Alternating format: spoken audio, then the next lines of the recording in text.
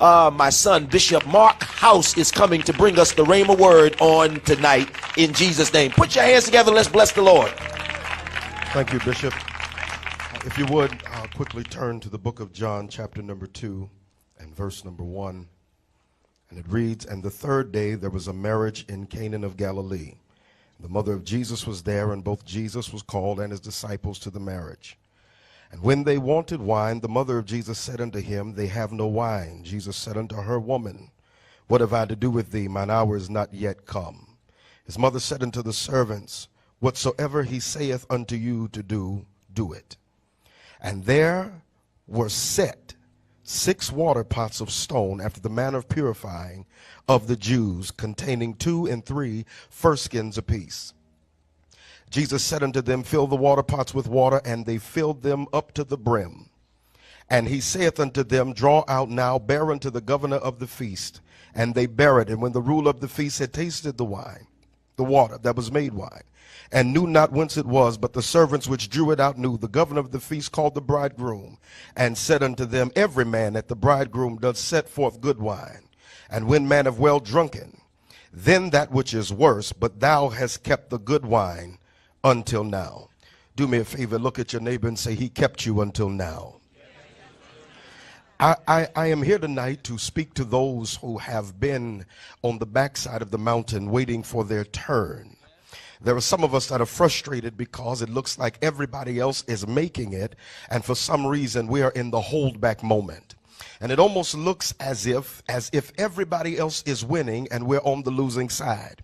And we wouldn't have that much of a problem with it if it were not that we don't even possess most of the things we used to possess, and the enemy is still after us.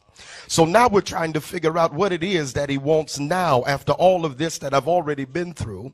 What is it that the devil is still chasing me for now? May I submit to you tonight that your anointing attracts attacks from the enemy. The devil comes after anybody that has an assignment from God and that is anointed of God to move in this next movement that is coming up.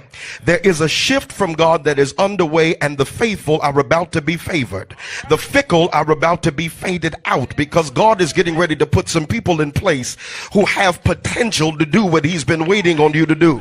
There are some of us that have been sitting and saying, Lord, more than the money, more than the car, more than the house, more than the spouse, what I want is just to be used of God. Is it anybody here that can say, Lord, more than anything else, what I really want is just to be used by you? I need something from you. I want to find my destiny in this hour. I am looking for the place that you have positioned for me to come into. And so in our text tonight in the book of John, we find in the 2nd chapter that Jesus and his mother and the disciples are going to the wedding at Canaan. And while there, the Bible declares something that I find specific, and it says these words, that it was the 3rd day. Tell your neighbor you're living in your 3rd day. No, I need you to talk to him. Say, neighbor, you're living in your 3rd day. You're living in your 3rd day, which is indicative of your resurrection. I don't know what you went through in 2012, but you're about to experience one of the greatest resurrections in your entire life. The worst thing that the devil could have done was let you cross over to this moment that you are in now. And the fact that you are here means that God's not through with you yet. Regardless of what it looks like, God could not be done with somebody like you. Even when you felt like giving in and throwing in the towel, and like you were having a nervous breakdown, God is not through with you yet. It says that Jesus and the disciples were there at the wedding of Canaan, and his mother comes to him and says, look at Jesus, they done run out of wine and we got to do something. He says to her, Woman, my time has not yet come. But she does not take the rebuke personal. She takes it purposeful. What she does is she looks at it and says, something's got to come from this. I understand that when the moment that we are in, living in Chronos, that maybe it's not your time, but my obedience will make it my season, even when it wasn't my turn. If I stand here long enough and say something to you and worship you at the point when I should back up, you're going to do something, because it's impossible for you to have me stand here and you not make a move in my life. Do me one favor and lean over and tell somebody, if you just stay there long enough, if you just stay there long enough, he's going to say something to you. His mother says to everybody else after she turns from him, she opens her mouth and says to them, this is the remedy. All you've got to do in this season is whatever he tells you to do. Don't listen to people who are going off of the word and away from it. He says now if you're going to get anything done, you're going to have to obey him. He says now if you just do what he says, he'll do what he said. All you got to do is obey God now, and it's going to work. The Bible declares that there are 6 water pots that are sitting by the door. After the manner of purification, Jesus opens his mouth and says to them, fill the water pots with water. All I want you to do is go over there by the door. I don't want to use the wine vats because they didn't have what it took to last. I don't want to use what was on the table. Something has got to switch. There has to be a turn somewhere. She says to him, now here is what I need. I want y'all to pick the water pot up and bring the water pot here. I need to talk to you about the water pot, because tonight you're not the wine vat, you're the water pot. 6 is the number of man. So here we see that there are 6 water pots by the door. And so now when Jesus is saying to them, pick the water pot up from the door, here is the purpose for the water pot. When anybody would come from their journey, what they would do is they would wash their hands and their feet in the water pot. They would put the dirt from their travels into the pot and wash the dirt off of themselves. Even the silverware was washed in the water pot. So I need to talk to the folk that are next. The people that are next, you are not perfect. You've got a little bit of dirt on you. Everybody else in the world is looking at you like you might have messed up. But tell your neighbor, I might have a little dirt on me, but after a while you'll see his hand on me. I know they tried to give you a Twitter assassination and tried to annihilate you on Facebook, but it ain't going to work. His hand is on you. Lean over, tell somebody his hand is really on me. So now the Bible declares that Jesus tells them, fill it to the brim. I need to tell all of y'all something here tonight, that the Lord has filled you to the brim. Where you were feeling empty when we crossed over, yeah, you're about to see something different. Look at somebody around you and tell them, neighbor, you're about to see something different out of me, because he's about to move me from here to there. I need to pause for a moment just to explain something. After all of the other miracles I read, here is the only miracle where I don't see Jesus praying and asking anything.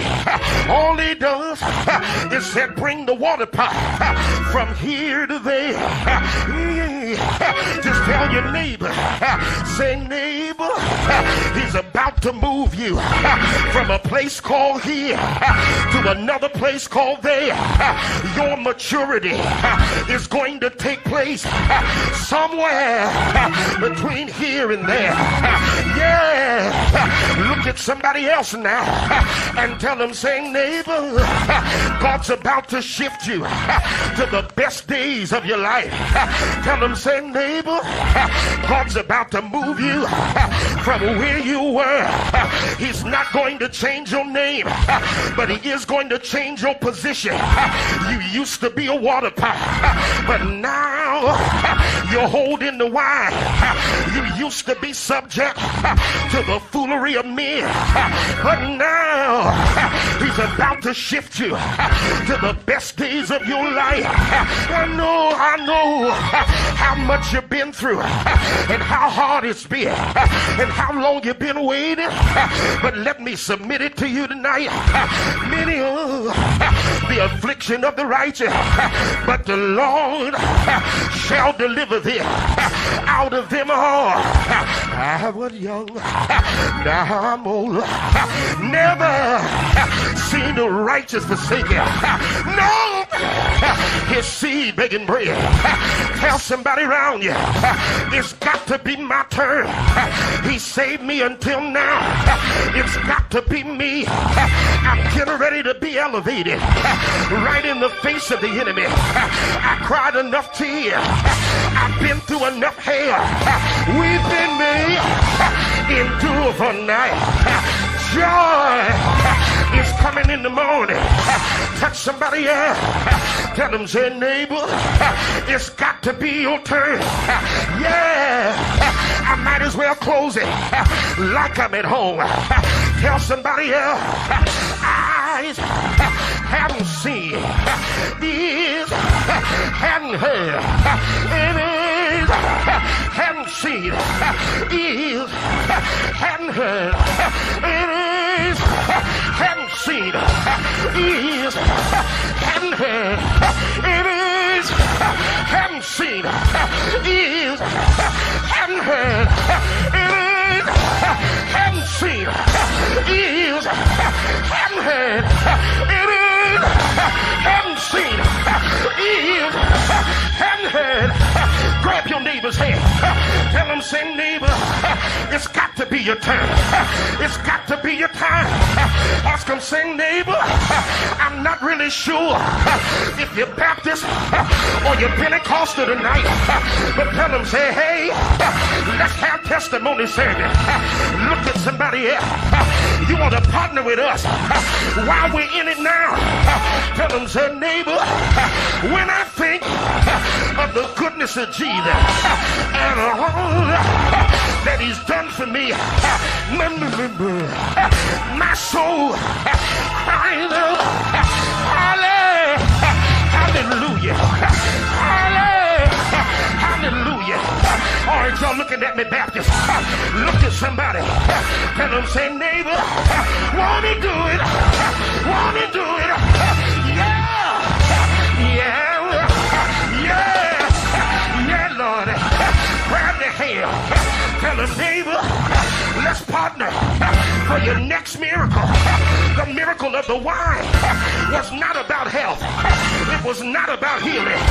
It was saving from embarrassment. And that's what I came to tell you. God's about to save you from being embarrassed by the folk that left you. God's about to save you from being embarrassed by what you've been going through. Wide mouths, wide doors. Closed mouth, closed doors. What kind of door do you need? What kind of door? Yeah, yeah, yeah. Tell your neighbor, I need a door right now. My season just came up. My turn is here. Yeah, yeah.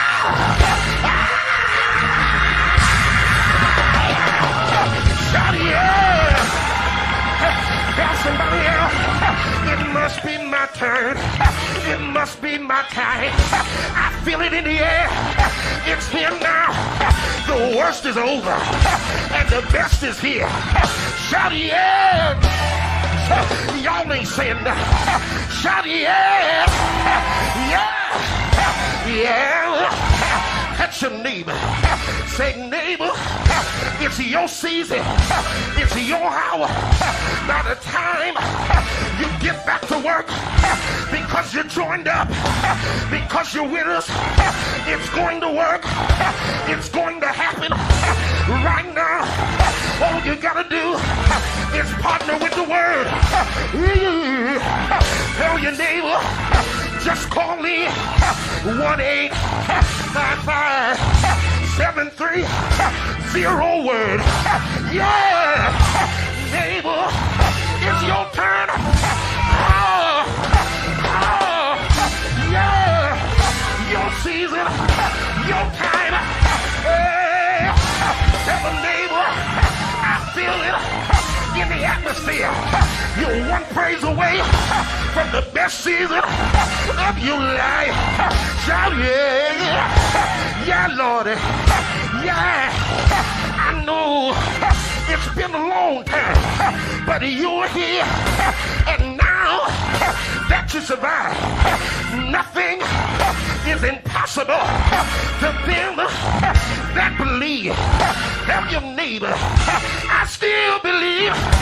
Yeah, Lordy, I still believe. I still believe it's going to happen.